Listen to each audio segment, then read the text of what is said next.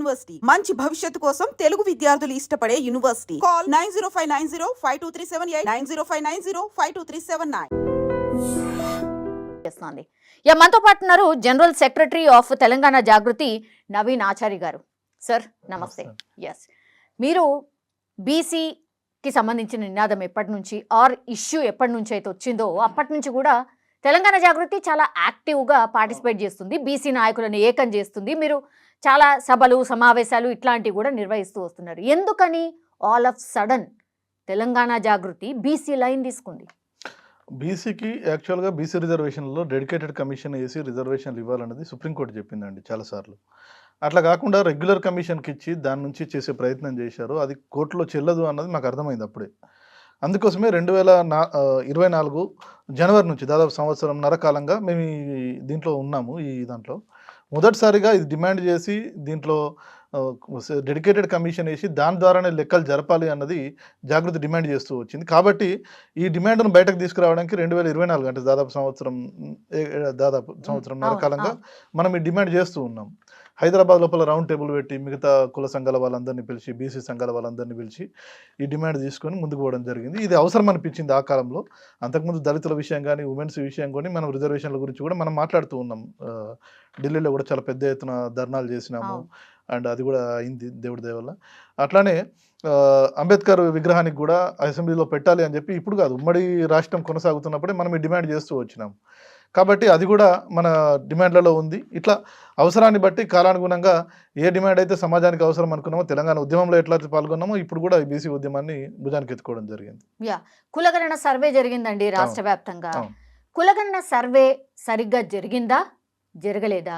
మీ opinion ఏంటి? ఆ లెక్కలు కరెక్ట్గా ఉన్నాయా లేవా? కులగణనలో జరిగిన మాకు ప్రధానంగా అనిపించిన లోపం ఏంటంటే ఫస్ట్ నుంచి కూడా మాకు కొన్ని అనుమానాలు ఉన్నాయి. ఎన్యూమరేటర్స్కు ప్రాపర్గా ట్రైన్ చేయలేదు, ఎన్యూమరేటర్స్ క్వాలిఫికేషన్ల మీద అనుమానాలు ఉన్నాయి, క్వశ్చనేర్ మీద అనుమానాలు ఉన్నాయి.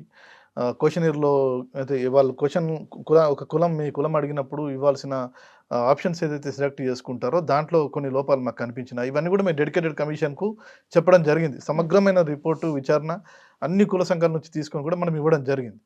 ఈ జరుగుతున్న క్రమం లోపల మనం వాళ్ళకి ఇవ్వడము, వాళ్ళు కొన్ని మార్పులు చేశారు, కానీ అప్పటికే చాలా పెద్ద ఎత్తున కులగణన క్షేత్రస్థాయిలో జరిగి ఉన్నది. కాబట్టి మార్పులను అవన్నింటినీ కూడా తీసుకొని ముందుకు వెళ్తున్న క్రమం లోపల ఏవైతే మాకు తప్పులు అనిపించినాయో అవిటిని కూడా కమిషన్ దృష్టికి తీసుకెళ్ళడం జరిగింది. ఇవాళ మనం కూడా రిజల్ట్ కూడా చూస్తున్నాం. చాలా మంది జరిగింది ఏంటంటే బీసీల జనాభా తగ్గుతూ వస్తున్నట్టు కనబడుతూ ఉన్నది. బీసీల జనాభా తగ్గుతూ వస్తున్నట్టు కనబడుతున్నది. అంటే 2011లో జరిగిన లాస్ట్ ఏదైతే జనాభా లెక్కలు జరిగినాయో దాని నుంచి ఇప్పటికీ జనం పెరుగుతూ వస్తున్నారు, కానీ బీసీల సంఖ్య మాత్రం తగ్గుతూ ఉన్నది. బీసీల పర్సెంటేజ్ తగ్గుతూ ఉన్నది. బీసీల పర్సెంటేజ్ మిగతా సమాజానికి అనుగుణంగా ఉండాలి, లేదా కొంత తేడాతో ఉండాలి. ఒక డ్రాస్టిక్ చేంజ్ అన్నది ఎట్లా వచ్చింది అన్నది ఇవాళ మనం అడుగుతున్నటువంటి ప్రశ్న. గతంలో ఏ సర్వేలు చేసినా కూడా, ఈవెన్ నేషనల్ శాంపుల్ సర్వేలో కూడా కులగణనతో పాటుగా నేషనల్ శాంపుల్ సర్వేలు అప్పుడప్పుడు తీసుకుంటారు కదా సమాజం అవగాహన చేసుకోవడానికి. దాంట్లో జరిగింది కూడా ఏంటంటే ఎప్పుడు కూడా 52%కు తక్కువ ఎప్పుడు రాలేదు, కానీ ఈసారి 46% రావడం అన్నది, అది మిగతా కులాలది కొన్ని పెరగడం అన్నది అనుమానాలకు తావిస్తున్నది. ఇంకా సమగ్రంగా చేయాల్సి ఉండే అన్నది మనం చూస్తూ ఉన్నాం. దానికి ఇంకొకటి అనుబంధమైన సమాధానం ఏమిటంటే ఈ కులగణన జరుగుతున్న క్రమంలో వచ్చిన వార్తలు కూడా చాలా డిస్టర్బ్ చేసినాయి. ఎట్లా అంటే లైక్ చాలా మంది పాల్గొనట్లేదని, చాలా మంది క్వశ్చన్లు ఈ ప్రభుత్వం చేస్తున్నటువంటి పథకాలు అమలు చేయకపోవడం కానీ, మహాలక్ష్మి కానీ ఇంకోటి కానీ ఆ ఫెయిల్యూర్స్ అన్నింటినీ కూడా ప్రజలు ఈ ఎన్యూమరేటర్స్ మీద కోపం తీయడం జరిగింది. పోయిన వారిని గట్టిగా ప్రశ్నించడంతో ఎన్యూమరేటర్స్ కూడా చాలా చోట్ల ఇళ్లలోకి వెళ్లకుండానే రాయడం జరిగింది. చాలా మంది మా ఇంటికి రాలేదని ప్రతి దగ్గర అంటూ ఉన్నారు. ఆ ప్రశ్నలు చాలా దగ్గర నుంచి వస్తున్నాయి. మీరు ఇప్పుడు మన చుట్టూ ఉన్న మీ ఆఫీస్లో చూసినా కూడా చాలా మంది మా ఇంటికి రాలేదు అని చెప్తున్నారు.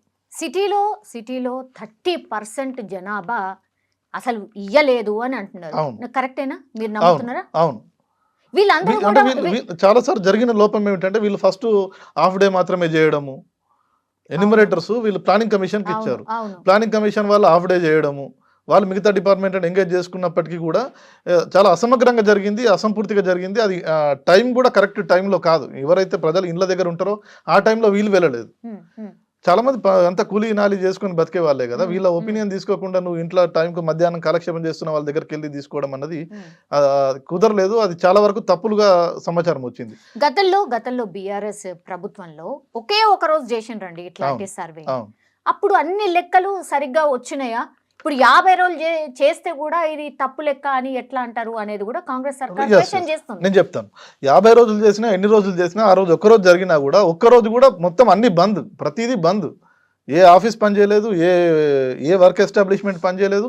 అందరూ కూడా వాళ్ళ వాళ్ళ ఊర్లోకి వెళ్ళారు. వీళ్ళు మాత్రమే హైదరాబాద్లో ఉన్న వాళ్ళు మాత్రమే కాదు, బొంబాయిలో ఉన్న వాళ్ళు, పూణేలో ఉన్న వాళ్ళు, సూరత్లో ఉన్న వాళ్ళు, వేరే దేశాల నుంచి వచ్చారు. ఇక్కడ ఇల్లు కూలిపోతే టెంట్ వేసుకొని అక్కడ ఉండి లెక్కలకు సమాచారం ఇచ్చి వెళ్ళినట్టున్నది మన వార్తల్లో చూసినాం. అంత సమగ్రంగా జరిగింది. ఆ రోజు ఎవరు మిస్ అయ్యే ప్రశ్నే లేదు. ఈ రోజు జరిగింది ఏంటంటే ప్రతిరోజు పొద్దున ఒక హాఫ్ అన్ అవర్ లేదా గంట, ఈవినింగ్ ఒక గంట ఇట్లా తీసుకుంటే ఇది చాలాసార్లు ప్రజల లైట్ తీసుకున్నారు. అండ్ ఎన్యూమరేటర్స్ ప్రధానంగా బాధ్యతగా తీసుకుని దాన్ని కంప్లీట్ చేయలేదు. ప్రజలు ఉండే సమయంలో వీళ్ళు వెళ్ళలేదు అన్నది మా అభ్యంతరం. ఇప్పుడు ఒక్క రోజులో చేసిన సర్వేల ఆ లెక్కలు ఏవైతే వచ్చినాయో అసలు ఎన్నడన్నా క్యాబినెట్లో పెట్టినరా లేకపోతే పబ్లిక్ డొమైన్లో పెట్టిందా రాష్ట్ర సర్కార్, అప్పటి రాష్ట్ర సర్కార్ అనేది ఇంకో క్వశ్చన్ వస్తుంది. మేము పబ్లిక్ డొమైన్లో పెడుతున్నాం, అన్ని ట్రాన్స్పరెంట్గా పెట్టినా కూడా ఈ తప్పుడు ప్రచారాలు ఎక్కువ చేస్తున్నారు అనేది కాంగ్రెస్ వాదన. మరి చెన్నారెడ్డి మానవ వనరుల దాంట్లో వెబ్సైట్లో పెట్టడం జరిగింది, అది ప్రభుత్వందే కదా, దాంట్లో పూర్తి డేటా పెట్టడం జరిగింది. ఆ లెక్కలనే మొన్న కేటీఆర్ గారు కూడా మాట్లాడడం జరిగింది. సరే రాజకీయాలు పక్కన పెడితే ఇప్పుడు ఏదైతే 52%గా అప్పుడు బీసీల జనాభా వచ్చిందో దాన్ని ఇప్పుడు అదే పర్సంటేజ్ రావాలి, దానికి కొంచెం అటు ఇటుగా రావాలి. కానీ 46 అంటే దాదాపు 8% తక్కువ రావడం అన్నది బీసీలు ఎవరు కూడా ఒప్పుకోని ప్రశ్న. జాగృతి కూడా దాన్ని ఒప్పుకోదు. ఇప్పుడు 42% రిజర్వేషన్ ఇస్తాము అనేసి కామారెడ్డి డిక్లరేషన్లో యాక్చువల్లీ కాంగ్రెస్ పార్టీ ఒక ప్రామిస్ చేసింది స్థానిక సంస్థల ఎన్నికల్లో అనుకోండి. అది అమలు కావాలంటే ఇప్పుడు అతిపెద్ద క్వశ్చన్ ఏంటంటే 50% దాటద్దు రిజర్వేషన్లు అనేది అందరికి తెలిసిన ముచ్చట్నే. అప్పుడు గతంలో 42% ఇస్తాము అని అంటే మరి దాన్ని నమ్మి ఓట్లు వేసిండ్రు అంటారా, లేకపోతే బీఆర్ఎస్ మీద వ్యతిరేకత వచ్చి ఓట్లు వేసిండ్రు అంటారా, బీసీలు ఎట్లా ఎవరిని నమ్మి ఓట్లు వేసిండ్రు అంటారు? మరి 42 నిజంగా బీఆర్ఎస్ మీదనే వ్యతిరేకత ఉండి ఓట్లు వేసే పరిస్థితి వస్తే 42% వీళ్ళు ఎందుకు హామీ ఇవ్వాలి? ఇవి ఇచ్చే పరిస్థితి, ఇచ్చే అవసరం కాంగ్రెస్కు రాదు కదా. ఇన్నేళ్ల నుంచి కాంగ్రెస్ ఎందుకు చేయలేదు? ఇప్పుడు ఎందుకు అది తలకెత్తుకున్నారు? ఇప్పుడు ఎందుకు పెద్ద పెద్ద నాయకుల్ని ఢిల్లీ నుంచి తీసుకొచ్చి ప్రచారం చేయించారు? ఎందుకు హామీ ఇప్పించారు? 42% ఇవ్వడం అసాధ్యమేం కాదు. ఎందుకంటే షెడ్యూల్ 9లో పెడితే నువ్వు ఆల్రెడీ అక్కడ 50% దాటొచ్చు. గతంలో చెప్పింది ఏంటంటే, కోర్టులు చెప్పింది ఏంటంటే ట్రిపుల్ టెస్ట్ను ఫాలో కమ్మన్నారు. ట్రిపుల్ టెస్ట్ అంటే ఏంటి? నిమ్మక జయరాజు కానీ మిగతా కేసుల్లో కానీ ట్రిపుల్ టెస్ట్ను ఫాలో కమ్మన్నారు. అంటే లైక్ ఒక డెడికేటెడ్ కమిషన్ ఉండాలి, కులగణన చేయాలి, కులగణనలో వీళ్ళ వెనుకబాటును గుర్తించాలి, అండ్ ఓవరాల్గా 50% దాటొద్దు అన్నది వాళ్ళు ఇన్ని రోజులు చెప్తున్న అంశం. 50% దాటొచ్చు అన్నది మనకు కర్ణాటక అనుభవం, మన తమిళనాడు అనుభవం చెప్తూ ఉన్నది. షెడ్యూల్ 9లో కనుక ఒకసారి చేరిస్తే 50% దాటి కూడా రిజర్వేషన్స్ ఇచ్చుకోవచ్చు. అది కోర్టు పరిధిలోకి రాని అంశమే చట్టం అయిపోతుంది. కాబట్టి షెడ్యూల్ 9లో తమిళనాడులో జరిగింది, మన తెలంగాణలో కూడా జరిగే అవకాశం ఉందా లేదా? ఎందుకంటే ఇదంతా కూడా మళ్ళీ కేంద్రానికి పోవాలా, కేంద్రం సరి చేయాలా, మళ్ళా అదంతా కూడా మళ్ళీ ఈడికి రావాలా. కేంద్రం ఎంతవరకు సహకరించే అవకాశం ఒకటి, తర్వాత ఇక్కడున్న మిగతా పార్టీలు కూడా ఎంతవరకు సహకరిస్తాయి? బీఆర్ఎస్ అనుకోండి, బీజేపీ అనుకోండి, ఎంతవరకు సహకరిస్తాయి అనుకుంటున్నారు? బీసీ సాధికారత కోసం ఖచ్చితంగా అన్ని పార్టీలు కలిసి రావాల్సిందే. బీఆర్ఎస్ కూడా సహకరిస్తుంది, మిగతా పార్టీలు కూడా రావనుకోండి. తెలంగాణ జాగృతి మీ యాక్షన్ ప్లాన్ ఏంటి? ఎట్లా ఒత్తిడి తెస్తారు? మేము ఉద్యమాలు చేస్తాము, బలమైన ఉద్యమాలు తీసుకొస్తాము, అన్ని పార్టీలను కూడా జవాబుదారీతనంగా మేము నిలబెడతాము. అండ్ ఏదైతే బీసీలకు హామీ ఇచ్చిండ్రో బీసీల జనాభాకు అనుగుణంగా ఇమ్మని మాత్రమే మనం అడుగుతున్నాం. ఈ రోజు కూడా చట్టసభలలో మనం బీసీల పర్సెంటేజ్ చూసుకుంటే ఎక్కడ కూడా 20-25 దాటలేదు. కానీ బీసీల జనాభా మొత్తం సమాజం లోపల 50% కన్నా ఎక్కువ ఉన్నది. అదే ఉద్యోగులు, కేంద్ర ప్రభుత్వ ఉద్యోగుల్లో చూసుకుంటే 6-7% మాత్రమే ఉన్నది. ఇంత రిజర్వేషన్ ఏమో 27 ఇస్తున్నాము అని చెప్పుకుంటున్నాము. కానీ రియాలిటీకి వచ్చి ఈ రోజు ఉన్న ఉద్యోగులను మనం లెక్కలు తీస్తే 6-7% కన్నా ఎక్కువ లేరు. గ్రూప్ ఏ ఉద్యోగులు, ఏదైతే క్లాస్ ఏ ఉద్యోగులు ఉన్నారో కేంద్ర ప్రభుత్వం 5.57 మాత్రమే ఉన్నారు. అంటే ఇంత దుర్మార్గంగా, అంటే ఈ సమాజానికి రిప్రజెంట్ చేయాలి కదా ప్రభుత్వ ఉద్యోగులు అన్నప్పుడు. మనం రిజర్వేషన్లు పెట్టి కూడా రక్షణ కల్పించినా అది అమలు కావట్లేదు అంటే ఖచ్చితంగా రిజర్వేషన్లను పునఃసమీక్ష చేసుకోవాల్సినటువంటి అవసరం ఉన్నది. దాని సమగ్ర అమలు కోసం కూడా కష్టపడాల్సిన అవసరం ఉన్నది. జాగృతి దానికోసం ఉద్యమాలు చేస్తుంది. రాజకీయ పార్టీలు అన్ని కూడా కలిసి రావాల్సిందే. వాళ్ళకి వేరే ఆప్షన్ లేదు. ఎవరి మీద తేవాలి ఇప్పుడు? ఒత్తిడి ఎవరి మీద తేవాలి? కాంగ్రెస్ పార్టీ అయితే మేము చేస్తున్నాం అని చెప్తున్నది, చేస్తుంది, పంపిస్తుంది, ఇక్కడ చేసి పంపిస్తుంది. ఒత్తిడి తేవాల్సింది ఇక్కడ ఉన్నటువంటి బీజేపీ పార్టీల మీద. బీజేపీ మీద పోరాటం చేయబోతుందా తెలంగాణ జాగృతి? ఎట్లా? బీజేపీ అయినా కాంగ్రెస్ అయినా మా పోరాటం పాలకుల మీద. రిజర్వేషన్లు అమలయ్యేదాకా అది న్యాయమైన డిమాండ్ కాబట్టి, సమాజానికి అవసరమైన డిమాండ్ కాబట్టి, వెనుకబడ్డ వర్గాల కోసం కాబట్టి, ఇక్కడ కాంగ్రెస్ అయినా అక్కడ బీజేపీ అయినా ఖచ్చితంగా దానికి జవాబు చెప్పి తీరాలి. 3 బిల్లులు పెట్టమని మేము అడుగుతూ ఉన్నాం. విద్యలో, ఉపాధిలో, అదేవిధంగా రాజకీయ రంగం లోపల. వీళ్ళు ఒకటే రిజర్వేషన్ పెట్టే ప్రయత్నం చేస్తే కనుక అది ఒకవేళ ఇబ్బంది అయ్యే అవకాశం ఉంది. ఎందుకంటే ఏ చిన్న పాయింట్ మీద కోర్టు రిజెక్ట్ చేసినా కూడా మొత్తంగా రిజర్వేషన్లు పక్కకి వెళ్ళిపోతాయి కాబట్టి విడివిడిగా వేర్వేరుగా 3 చట్టాలు చేయమని రాష్ట్ర ప్రభుత్వాన్ని డిమాండ్ చేస్తున్నాం. అట్లనే షెడ్యూల్ 9లో చేర్చి బీసీలకు బియాండ్ 50 పోతుంది, మీకు తెలుసు కదా. అటు SC, ST plus women reservations కలిపితే బీసీలకు ఇచ్చే రిజర్వేషన్ ఏదైతే నెక్స్ట్ ఇవ్వాలని అనుకుంటున్నామో అది 50 దాటే అవకాశం ఉంటుంది. కాబట్టి దానికి రక్షణ కల్పించడం కోసం షెడ్యూల్ 9లో చేర్చాలన్నది మా డిమాండ్. అటు కేంద్ర ప్రభుత్వం ఆ పని చేయాలి, ఇటు రాష్ట్ర ప్రభుత్వం కూడా చట్టాలు చేయాలి. ఇదంతా చేయాలంటే ఎంత సమయం పట్టొచ్చు? నిజం చెప్పాలంటే అంత సీరియస్గా ఈ ఇనిషియేషన్ ఇక్కడ నుంచి వెళ్తుందా? అక్కడ కేంద్ర సర్కార్ నిజంగానే అంత సీరియస్గా ఆలోచించి దీని మీద ఒక నిర్ణయమో లేకపోతే షెడ్యూల్ 9ని పెట్టడమో పార్లమెంట్లో ఒక మూవ్మెంట్ తేవడమో ఇదంతా ఎప్పటి లోపల జరిగే అవకాశం కనిపిస్తుంది? కాంగ్రెస్ పార్టీ అయితే చెప్తుంది అంటే రాజకీయంగా ఆలోచిస్తే ఇక్కడ నుంచి అక్కడికి నెపం నెట్టేస్తారు, వాళ్ళు చేయలేదు అని అంటారు అనేది కూడా ఒక టాక్ వినిపిస్తుంది. మీ ఒపీనియన్ ఏంటి? అంటే గతంలో ఏం జరిగిందంటే లైక్ బ్రిటిష్ వాళ్ళ కాలం నుంచి కూడా తమిళనాడులో రిజర్వేషన్స్ ఉన్నాయండి. అయితే 1931 వరకు, అంటే 1870 నుంచి 1931 వరకు 5 సార్లు ఈ దేశం లోపల బ్రిటిష్ వాళ్ళు కులగణన చేశారు. కులగణన చేస్తే జరిగింది ఏమిటంటే అక్కడ వెనుకబడ్డ వర్గాలు ఏవైతే ఉన్నాయో తమిళనాడు లోపల రిజర్వేషన్స్ ఇచ్చుకున్నారు. ఇండియాలో కలిసిన తర్వాత, మన భారత రాజ్యాంగం అమల్లోకి వచ్చిన తర్వాత నెహ్రూ గారి పరిపాలన లోపల ఎస్సీ ఎస్టీ రిజర్వేషన్స్ ఉంచారు, బీసీలకు రిజర్వేషన్స్ తీసేశారు, మీకు తెలుసు కదా. దాని తర్వాత జరిగింది ఏంటంటే తమిళనాడు లోపల చాలా బలమైన ఉద్యమాలు వచ్చినాయి. బలమైన ఉద్యమాలు వస్తే అప్పుడు అసలు మొత్తం రిజర్వేషన్ లేకుండానే మొదలైన భారతదేశ ప్రస్థానము మొదటి సవరణలలోనే ఎస్సీ ఎస్టీలకు రిజర్వేషన్లు ఇచ్చి దాన్ని రాజ్యాంగం లోపల చేర్చడం జరిగింది. ఆ తర్వాత జరిగింది ఏంటంటే కేంద్ర ప్రభుత్వం ఉత్తర్వులు ఇచ్చింది రాష్ట్ర ప్రభుత్వాలకు. మీరు ఒకవేళ రిజర్వేషన్స్ ఇవ్వాలనుకుంటే మీరు ఇచ్చుకోండి అని చెప్పి రాష్ట్రాలకు కేంద్ర ప్రభుత్వం ఉత్తర్వులు ఇచ్చింది.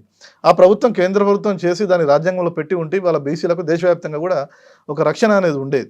అది చేయలేదు. కాబట్టి రాను జరిగింది ఏంటంటే మండల కమిషన్ వచ్చే వరకు కూడా బీసీల పరిస్థితి రోజు రోజుకు దిగజారుతూ వచ్చింది. అంటే రక్షణ లేకపోవడం వల్ల, రాజ్యాంగపరమైన రక్షణ లేకపోవడం వల్ల రాష్ట్రాలు ఇస్తూ వచ్చినాయి. తర్వాత వేరే వేరే సందర్భాల లోపల అక్కడ జరుగుతున్నటువంటి లోపాల కారణంగా, మిగతా పరమైన కారణాల కారణంగా కోర్టు దాన్ని కొట్టేస్తూ వచ్చింది.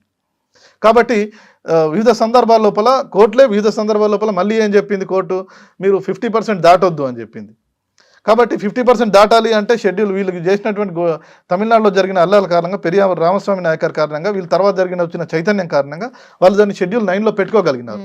మిగతా దేశం లోపల ఈ పరిస్థితి లేదు. కాబట్టి మిగతా దేశం లోపల కూడా రిజర్వేషన్ రావాలంటే కులగణన చేయాలి. కులగణన చేయడం మాత్రమే కాదు, వాళ్ళ వెనకబడితనాన్ని గుర్తించాలి అని చెప్పి కోర్టు తర్వాత కూడా చెప్పింది. ఎందుకంటే బీహార్ కులగణనలో ఈ విషయాన్ని చెప్పింది. అంటే మీరు లెక్కలు తీసుకొని ఇంత పర్సెంట్ ఉన్నారు కానీ ఈ పర్సెంట్ ఇక్కడ లేరు అన్నది చెప్పడం మాత్రం కాదు, వీళ్ళు వెనకబడి ఉన్నారని కూడా నువ్వు నిరూపించాలి. వాళ్ళ వెనకబడతానని నువ్వు తీసుకోవాలి. విద్యా రిజర్వేషన్ మీరు ఇద్దామనుకుంటున్నారు, 50% రిజర్వేషన్ ఉంది కాబట్టి 50% రిజర్వేషన్ ఇస్తా అంటే చెల్లదు.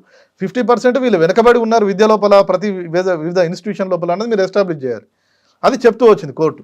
దానికి అనుగుణంగా కులగణన చేయాల్సిన అవసరం వచ్చింది. ఇది చారిత్రాత్మకమైన సందర్భం. ఎందుకంటే కోర్టు తీర్పులు వచ్చినాయి కాబట్టి వీళ్ళు ప్రభుత్వాలు కదిలినాయి చివరికి. కాబట్టి దీన్ని 3 బిల్లులు చేయమని మేము ఇక్కడ రాష్ట్ర ప్రభుత్వాన్ని డిమాండ్ చేస్తున్నాం. కేంద్రం కూడా షెడ్యూల్ 9లో చేర్చాల్సిన అవసరం ఉంది కాబట్టి కేంద్రం దగ్గరికి ఇక్కడ నుంచి అఖిలపక్షం తీసుకెళ్లి గట్టిగా ప్రెజర్ చేయాల్సిన అవసరం ఉన్నది. అక్కడ షెడ్యూల్ 9లో పెట్టి ఇక్కడ 3 చట్టాలు చేస్తే కనుక దీనికి రాజ్యాంగపరమైనటువంటి రక్షణ వచ్చినట్టు. అసలు అక్కడ కేంద్రంలో కులగణన చేసుడే ఇష్టం లేదు. 2011లో చేశారు, అదే చెప్పేది. 2011లో వీళ్ళు చేశారు. 2011లో కేంద్ర ప్రభుత్వం కులగణన చేసింది కానీ ఆ వివరాలను బయట పెట్టలేదు. ఎందుకు పెట్టలేదు అంటే వాళ్ళు ఏం రీజన్ చెప్తారు అంటే ఇది అంతకుముందు ఉన్నటువంటి జనాభా లెక్కల చట్టానికి అనుగుణంగా లేదు అని. ఎందుకు అనుగుణంగా లేదు అంటే అప్పుడు కులం అనేది ఒక సమాచార సేకరణ అంశంగా లేదు అని. ఇప్పుడు కులగణన చేయాలని మీరు పార్లమెంట్లో బిల్ పాస్ చేసిన వాళ్ళు కులగణను జనాభా లెక్కల్లో పెట్టాలని కూడా ఒక చట్టం చేస్తే అయిపోయేది కదా. అది చేయలేదు. చేయకపోతే దానికి అనుగుణంగా లేదని చెప్పి ఆ చట్టానికి అనుగుణంగా లేదని మొత్తం కులగణన మొత్తం పక్కకు పెట్టేశారు. అయితే 2018 లోపల రాజ్నాథ్ సింగ్ ఈ ప్రామిస్ చేశాడు. రాజ్నాథ్ సింగ్ 2018లో 2019 ఎన్నికల్లో కనుక బీజేపీ గెలిస్తే మేము కులగణన చేస్తామని ఆయన హామీ ఇచ్చాడు. కాబట్టి ఆ బాధ్యత బీజేపీ మీద ఉన్నది. అంటే మోడీ బీజేపీ అని చెప్పుకోవడం తర్వాత సంగతి, కానీ ముందు మీరు బీసీలకు న్యాయం చేయాల్సిన అవసరం ఇవాళ బీజేపీ మీద ఉన్నది. ఇప్పుడు బీసీలల్లో మైనారిటీలను ఎట్లా చేరుస్తారు అని ఒక క్వశ్చన్ రైజ్ అవుతుంది. మొన్న బండి సంజయ్ మాట్లాడడం జరిగింది. నిజంగా బీసీల మీద ప్రేమ ఉన్నదా మీకు? గిట్లెట్లా వీళ్ళు ఎట్లా హిందువులు అవుతారు, మైనార్టీలను అట్లెట్లా చేస్తారు బీసీ, ఇది ఇంకో కొత్త లైన్ అన్నట్టు. నిజంగానే ఇవన్నీ చూస్తే బీసీలకు సంబంధించి న్యాయం చేసే అవకాశం ఎంతవరకు ఉంది? బీజేపీ నిజంగానే ఆ ఇనిషియేషన్ తీసుకొని చేసే అవకాశం ఎంతవరకు ఉంది? బండి సంజయ్ గారికి ఏమైనా బీసీ వాదం కానీ, బీసీ రక్తం కానీ, బీసీ హృదయం కానీ ఉంటే ఒక మాట వారు ఆలోచించాలి.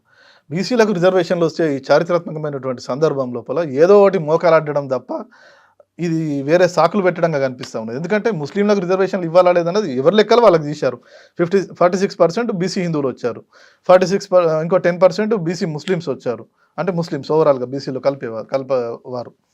వారికి ఎంత ఇవ్వాలి, వీరికి ఎంత ఇవ్వాలి అన్నది కదా లెక్కలు మేము అడుగుతున్నది. కలిపిస్తారా కలపకుండా ఇస్తారా అన్నది మా ప్రశ్న కాదు, అది మా చర్చ కాదు. అది వాళ్ళకి ఇవ్వాలన్నది వేరే చర్చ, ముస్లింలకు ఇవ్వాలన్నది వేరే చర్చ, హిందూ బీసీలకు ఇవ్వాలన్నది వేరే చర్చ.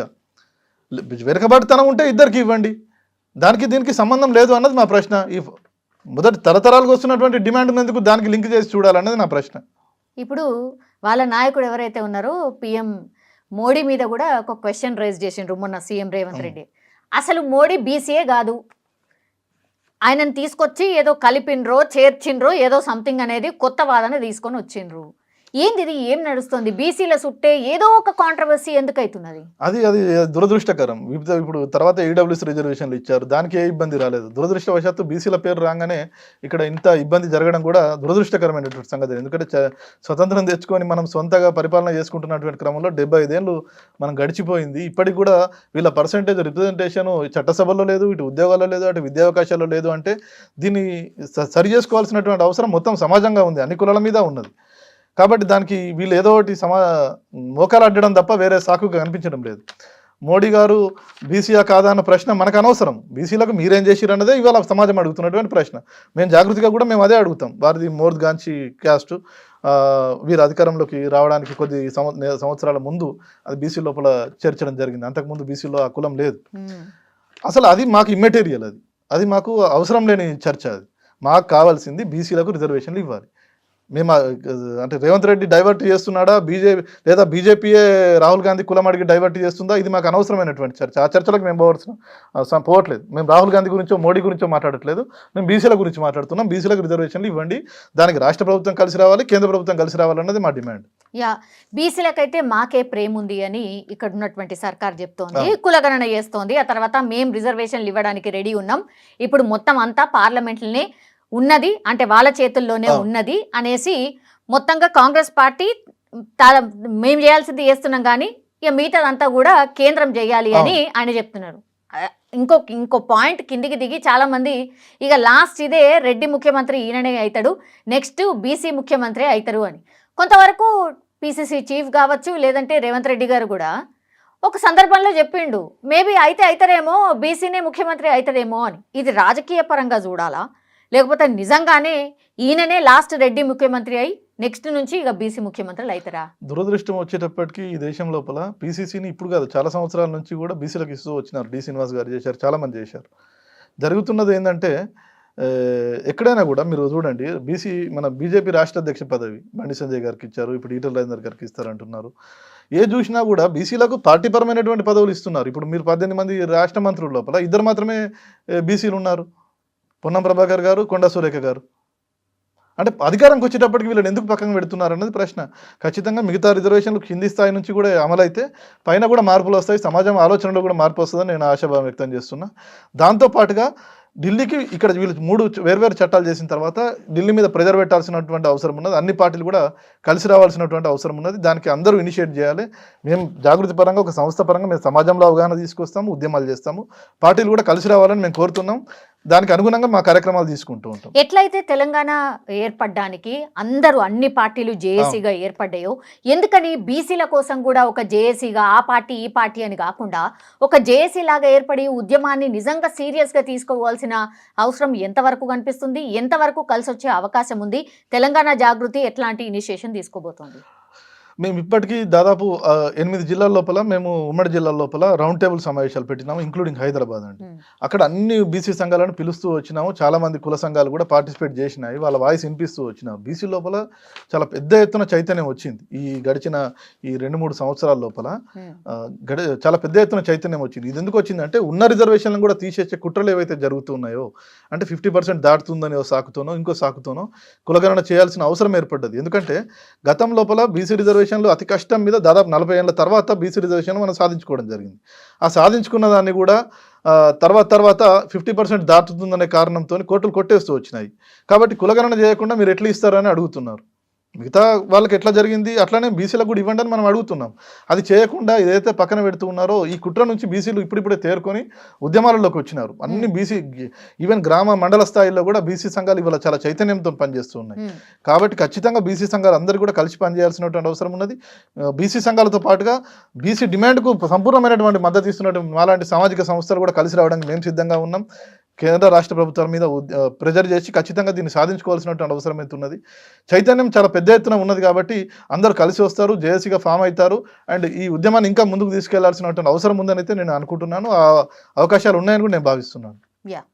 Thank you sir, thank you so much. Right.